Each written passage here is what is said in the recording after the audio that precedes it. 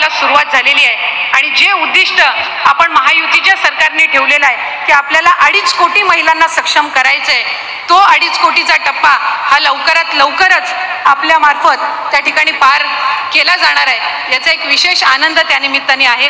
अनेकींचे आम्ही मतं जाणून घेतली, बऱ्याच जणींनी आमच्याकडे आनंद व्यक्त केला। आज सकाळी साहेब नागपूर विभागातील आपण 5.25 लाख महिलांना आपण आज सकाळी त्या ठिकाणी त्यांचा जो सन्मान निधी आहे तो वितरित केला आणि त्यांच्या सगळ्याच जणींकडून आपल्या सगळ्यांचे, आपल्या तिघांचे प्रामुख्याने आभार मानले जात आहेत।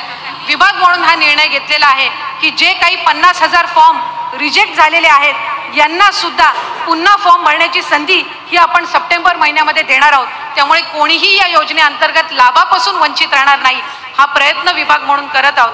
त्याचबरोबर माझ्या अंगणवाडी सेविका, माझ्या मदतनीस यांनी जी मेहनत या योजनेमध्ये घेतलेली आहे ती उल्लेखनीय आहे आणि म्हणूनच मी जॉईंट अकाउंटचा नियम न ठेवता तुमचं स्वतंत्र खातं असावं हा नियम ठेवला, कारण ज्या वेळेला तुमच्या स्वतंत्र खात्यावर डीबीटी येतो आणि त्याचा मेसेज ज्या वेळेला तुमच्या मोबाईलवर त्या ठिकाणी पाहायला मिळतो त्यावेळेला तो आनंद हा आपण कुठल्याही दुसऱ्या आनंदासोबत याची तुलना करू शकत नसतो। तर तुम्ही बघितलंच असेल की महिला व बालविकास मंत्री आदिती तटकरे यांनी सांगितलं की 1 ऑगस्ट ते 31 ऑगस्टपर्यंत ज्या महिलांनी फॉर्म भरले असेल किंवा ज्यांनी 1 ऑगस्टपर्यंत फॉर्म भरले त्यांना 31 ऑगस्टपर्यंत पैसे देण्यात आले। आता ज्यांचे 31 ऑगस्टपर्यंत फॉर्म भरले त्यांना हे सप्टेंबर महिन्यामध्ये कालच त्यांनी जवळपास 6 लाख महिलांच्या अकाउंटमध्ये पैसे डिपॉझिट केलेत।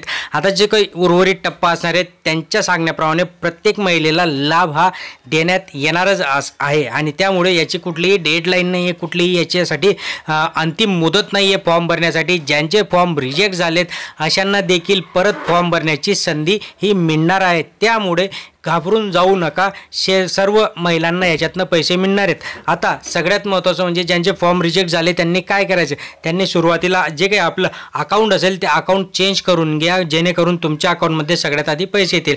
पोस्ट बँकेमध्ये लवकरात जाऊन घ्या।